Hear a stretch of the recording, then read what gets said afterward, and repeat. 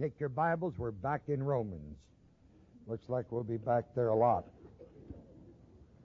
Somebody said the other day they wondered if we'd ever get through the first verse. Well, I wonder too. We're in a part of the first verse of the first chapter of the book of Romans that I really wish I knew every answer to, but honestly I don't. But I'll share with you some of the things I do believe that I know, and we're just going to have to see if we get any further elucidation and how things move in our hearts and lives in years to come. We have handled in detail the word doulos, and Walter Cummins did such a fantastic piece of work on the preposition of. And then I think in the last session I handled the words Jesus Christ and the word Lord, simply because the word Lord comes up later in the chapter here, early part of this chapter, verse 3 as a matter of fact. And we're still in the first verse because Paul, a doulos of Jesus Christ, called an apostle, separated unto the gospel of God. Literally, you could translate it, a called apostle. Paul, a doulos of Jesus Christ, a called apostle. I like it just called. I think to me, in my mind, it really communicates. Paul, a doulos of Jesus Christ, called an apostle, separated unto the gospel of God. The word called is the word that I have an opportunity with. And I want to set this before you because there are just segments or facets in here I cannot fully explain. I'm going to try to share it with you to the best of my ability, but I wish I knew how to teach it more detailed, more accurately, with the ability to just wrap it all up. But there is a difference in being called. I can't document this from the concordance, because a concordance is just man-made also, like a lot of other things, and I can't document this from a concordance, but there's a difference in my heart and life and my understanding of the word between a person who is called as a believer, called out of darkness into the light of the gospel of redemption and salvation, to be called from being an unbeliever to a believer, or to be called as an apostle. There seems to me there has to be a difference, and yet I do not see any in the Greek words that are used in the text. You see, when we are called as believers, the Bible says we're ambassadors. One of the great ones, we're called sons of God from 1 John. Beloved, now are we the sons of God. That to me has to be considered in the light of this verse in Romans, where he was the doulos of Jesus Christ before he was called an apostle. Perhaps in God's foreknowledge, I could put this all together, because God in his foreknowledge knew that when he called Paul to be born again, he also at that moment knew he would believe and would get the ministry of an apostle. Perhaps that's the best I can teach you along this line. That's perhaps the most I know about it from the Word. This word here in Romans 1:1, the word called, is the Greek word kletos, K-L-E-T-O-S, or kletos. Pronounce it whichever way you like, I'll spell it for you. K-L-E-T-O-S. It is used in verse 1, called an apostle.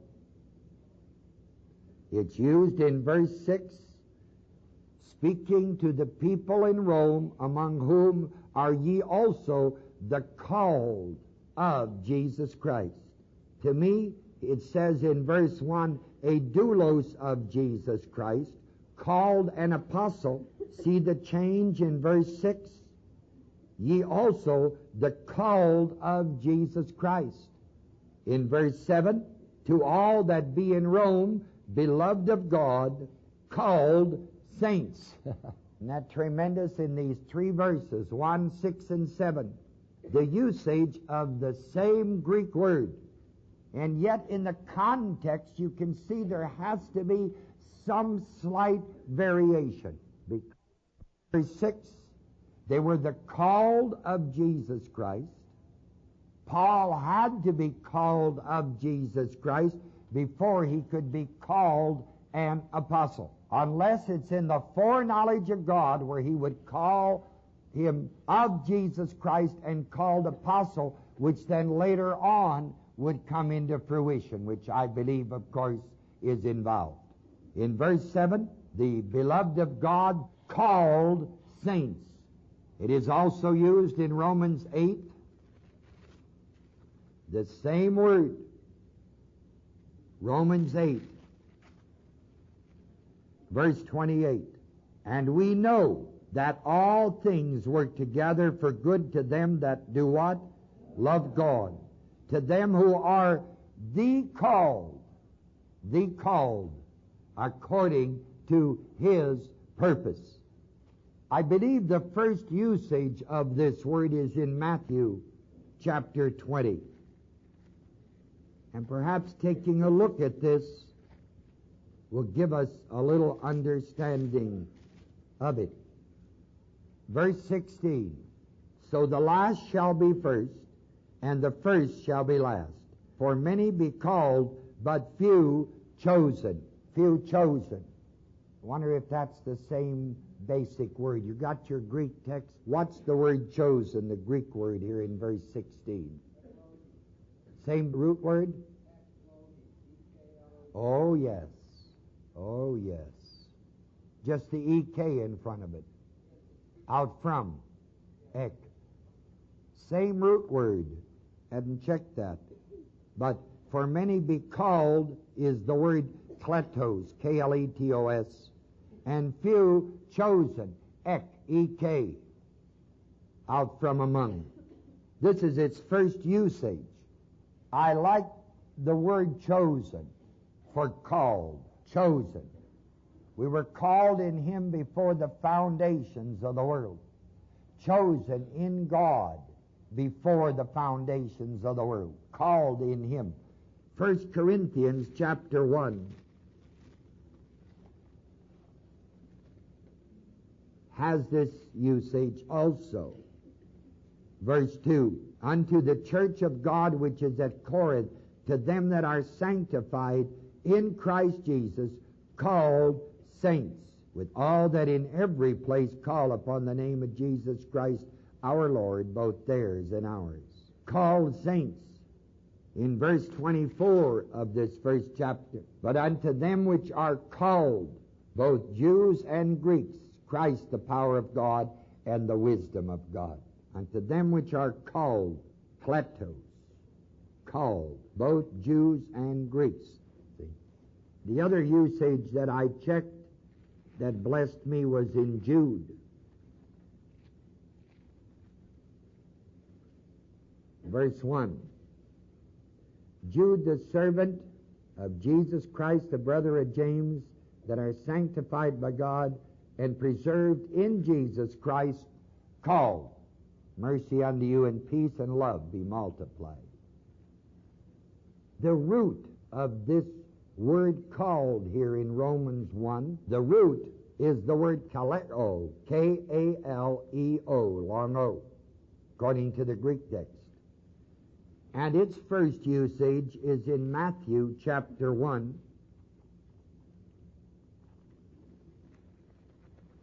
verse 21.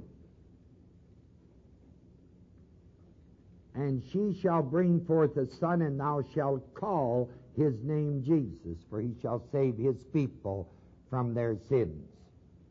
There are many other places this word, of course, is used, kaleo, K-A-L-E-O, which is the root. As I worked this word, they called his name Jesus. They designated a name for him.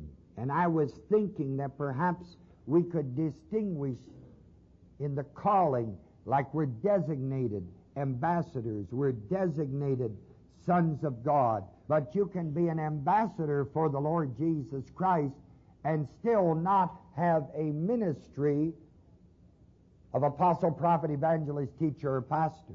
And so I wonder if one phase of this word called could not be the special vocation, where one phase of the word called is simply a designation. Thou shalt call his name Jesus, designated his name as Jesus. And then his vocation became saving his people. Now that's just about all I know about it, except in Ephesians, that 4:11, which is so familiar to all of us. When he ascended up on high, verse 11, Ephesians 4, he gave, and here are the ministries, some apostles, some prophets, some evangelists, some pastors and teachers. I tried to work the word gave, or the word give, didomi, because here he gave. He gave. So to be called an apostle has to also imply a gave of 4:11. Now how do you put together the gave of an apostle with the calling of an apostle, called apostle, with the chosen as an apostle? You will have to handle this in your life and thinking. Well, did he give some apostles, or did he give some apostles? From the text, you can't touch it. I don't know which one of the two. I think it's a combination of both. In one sense, it's not relevant to this particular verse in Romans, at least not at the moment. But I think you can see that we're dealing with something that isn't as simple as just an ABC statement.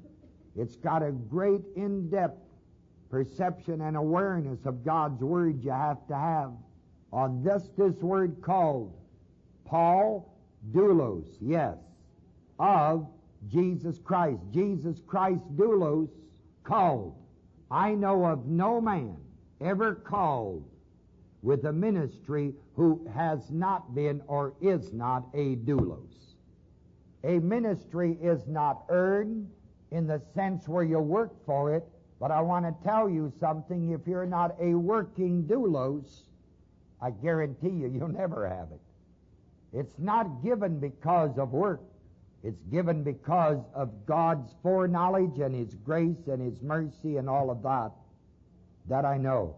But before you can be called as an apostle, I am confident you have to sell out. You get to that place, you just a doulos. You're marked. You got your ears punctured spiritually, branded as a doulos. So in the light of that, I think Romans, that first verse, is absolutely fantastic. Paul, doulos of Jesus Christ, doulos, committed, sold out. Then the next truth, called, an apostle. Called. It's not something you educate people for. It's not something you graduate from college or seminary with. It is a gift, like Ephesians says. It's a gift of God for the building up of the church, the edification of it, and so forth. That's all I know at the present time about the word called, I believe. And I'd like for you to consider it in the light again of what I've shared with you, watching the designation and the vocation involved. The next word is the word apostle. We define this word at one of our teachings or one of our classworks as one who brings new light to his generation. It may be old light, but it's new to the generation to whom he speaks. The Greek word for apostle is apostolos. A-P-O-S-T-O-L-O-S. The word apostolos comes from the word apostello. A-P-O-S-T-E-L-L-O. The preposition apo of that word will tell you a great deal because it is from. It means from. As we just read in Ephesians, gave gifts. From. It is from God. In 1 Corinthians chapter 9.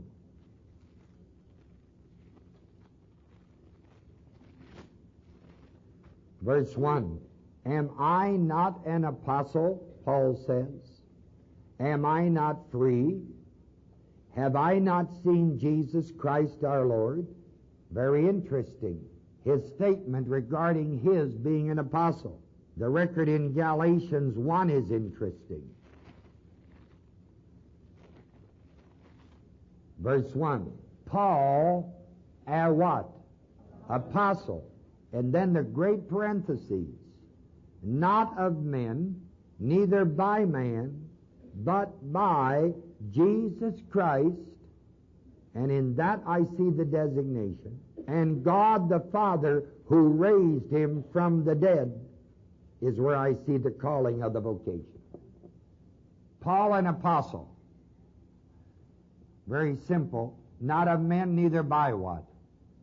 So no apostles are men who graduate from a seminary or someplace or a Bible school and somebody ordains them to be an apostle. It's a bunch of baloney. Right. 1 Timothy chapter 2, verse 7. Whereunto I am ordained a preacher. What's the Greek word for preacher? Is it kerusso or what? Would that be the root form of heralding, witnessing, teaching? Means to herald forth and announce. Okay. I am ordained a preacher. I understand this word preacher, but the greatness of the preaching was the teaching of the Word. Like, I know this from the book of Acts when he went to the school of Tyrannus. See, preaching did not mean take a scripture and give point 1, 2, and 3, and then the conclusion and everybody goes home. It was a teaching ministry, even long enough that people fell out of the window asleep or something. Fell asleep and fell out of the window, I guess the better way of putting it. A teaching ministry like Paul had, having the apostleship, many times go hand in hand. But it's still not of men. I am ordained an apostle. Ordained means set apart. Well, who would set him apart? God. He is set apart, ordained by what God did when he gave gifts unto men. He said, I'm ordained a preacher and apostle. I speak the truth and lie not. A teacher of the Gentiles in pistis and truth, verity. Interesting about Apostle Paul, isn't it? These three great scriptures. In Acts 22, it's wonderful. Acts 22, verse 21. And he said unto me, Depart, for I will send thee far hence unto the Gentiles. You know, this is in the record of Paul, where he said in verse 19, And I said, Lord, they know that I imprisoned and beaten every synagogue, them that believed on thee. And when the blood of thy martyr Stephen was shed, I also was standing by and consenting, and kept the raiment of them that slew him. And he said unto me, The Lord said unto him, Depart, get out of here, for I'll send thee far hence unto the Gentiles. This word send is the word apostello, which basically means to be sent from or for someone from somewhere. He said, I'm going to send thee far hence unto the Gentiles. In chapter 26 of Acts, verse 17, delivering thee from the people and from the Gentiles unto whom now I send thee. It means the sent one. It is in this light that Jesus Christ was an apostle. Hebrews chapter 3.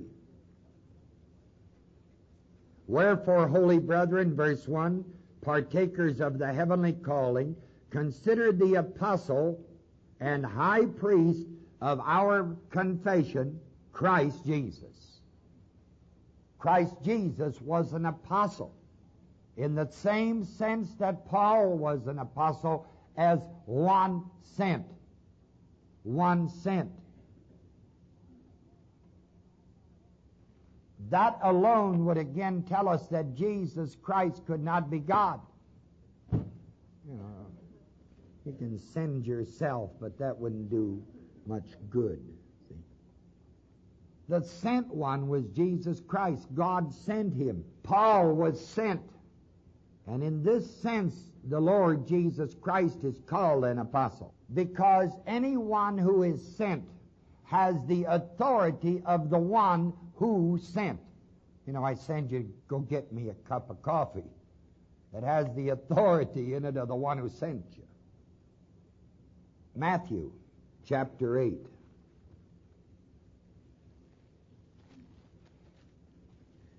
Verse 9. Verse 8 says centurion. A centurion is a man who heads up 100 soldiers, the top man of the 100. In verse 9 he said, "For I am a man under authority."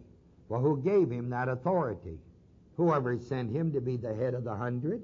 He said, "Having soldiers under me, and I say to this man, go, and he goeth, to another, come, and he cometh, and to my servant, do this, and he doeth it." See, the sent one has to have the authority of the one who sent. Look at Luke chapter 10.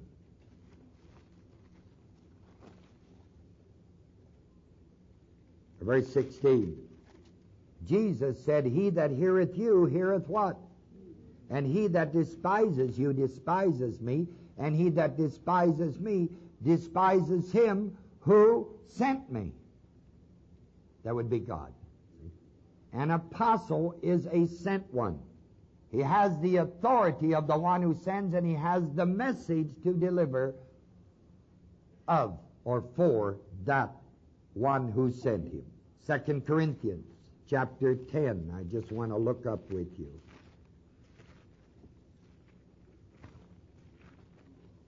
2 Corinthians 10, verse 8. "For though I should boast somewhat more of our authority, which the Lord hath given us for building you up, not for your destruction." So, an apostleship implies axiomatically authority. In chapter 13, verse 10. "Therefore, I write these things being absent, lest being present I should use sharpness according to the authority which the Lord hath given me to edification, not to destruction." It's an authority unto edification, not what? That becomes very important in the ministry of an apostle. You see it? It is not one who is sent to destroy. It is one who is sent to bring new light to his generation, to edify. And the word edify means to build up. It includes also the word comfort, the quiet serenity, the peace. Boy, to have an apostle like Paul writing in Romans to us, you're going to see what a tremendous edification it is. What a build-up, because he will set in the first 8 chapters the whole great doctrinal truth of justification by believing. Believing what Jesus Christ did. And that once you have been justified, you are just. And the just are to live by believing. All of this authority and all of this greatness you're going to see. Galatians chapter 2.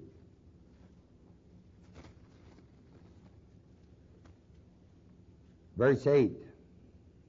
"He that wrought effectually in Peter to the apostleship of the circumcision, the same was mighty in me toward the Gentiles."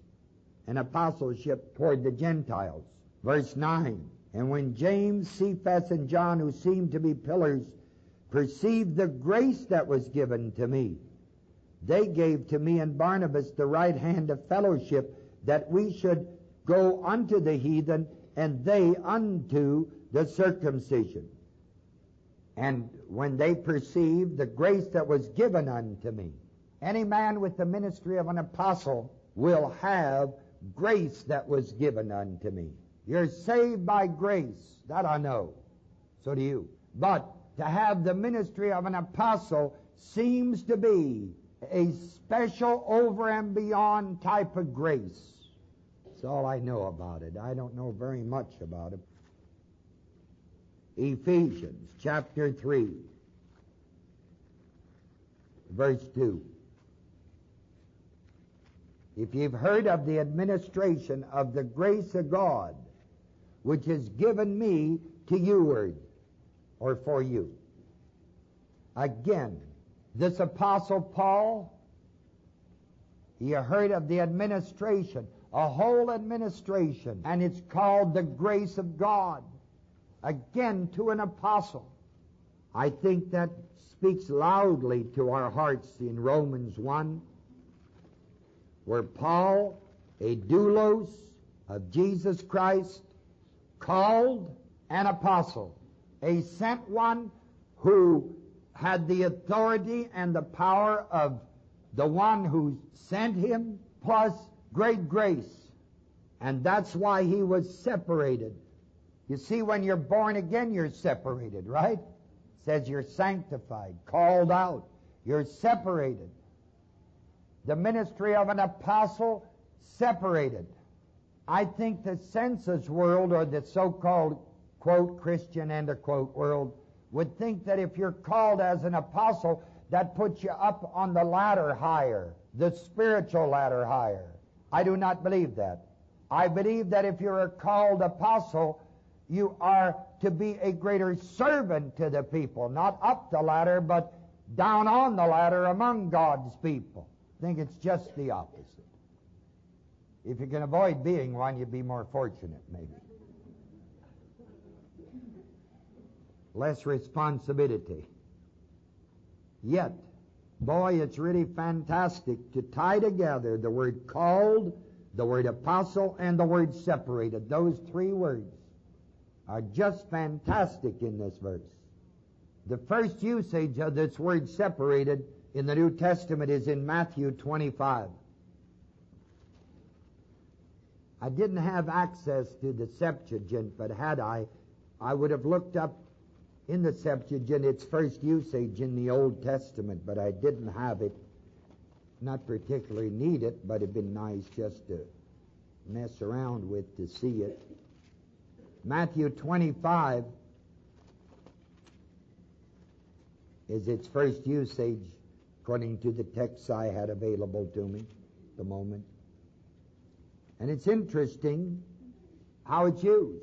Verse 32, and before him shall be gathered all nations, and he shall separate them one from another, as a shepherd divideth his sheep from the goats. That's a sharp separation. You know, not many of us have any difficulty recognizing the difference between a sheep and a goat. You know, if you're out in the field, you got sheep out there and goats. You have very little difficulty separating them, right?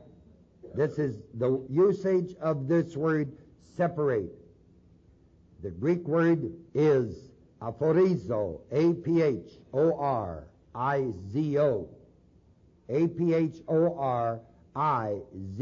That's the word. In Acts chapter 13, Acts 13, in verse 2, as they ministered to the Lord and fasted, the Pneuma, the Hagion, the Holy Spirit, said, separate me, Barnabas and Saul, to the work whereunto I have called them. That is, again, this same word. Paul, doulos, called, apostle, separated. Separated.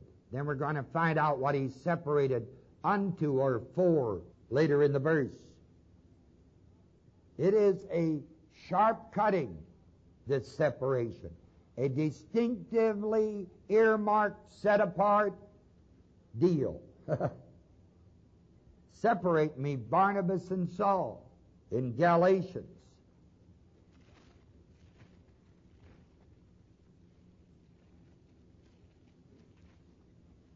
Galatians chapter 1. Very interesting, verse 15. But when it pleased God, who separated me, here's Paul, this apostle, he separated me from my mother's womb and called by his grace. Both separated and called in the verse. And I think it's this verse that sort of blessed my heart in giving me an understanding that this called not only could be in designation but also in vocation even before the foundations of the world because of God's foreknowledge. And here you have this verse, it pleased God who separated me from, or at the time of when I was born, from my mother's womb, before I was born, and called by his grace. I think that's a very significant verse. To separate then must basically mean a calling out from, like out from among the dead in trespasses and sins, one whom he calls, sanctifies them, so forth. And by his grace, called by his grace, is like an added blessing or added something where he is responsible to God for carrying out the ministry that God gives him or makes available to him. That's why Romans 1, Paul, doulos of Jesus Christ, called an apostle, called as an apostle, or a called apostle, separated, as Barnabas and Paul were separated. Here, this apostle is called and he's separated. He's got a special mission, a special job to perform. And of course, you and I, knowing some of these things from the Word, we know there was given to him the ministry that manifested the administration of the mystery. That mystery which was kept hidden secret in God from before the foundation of the world. What that mystery was all about was given to him. And that certainly was new light to a new generation.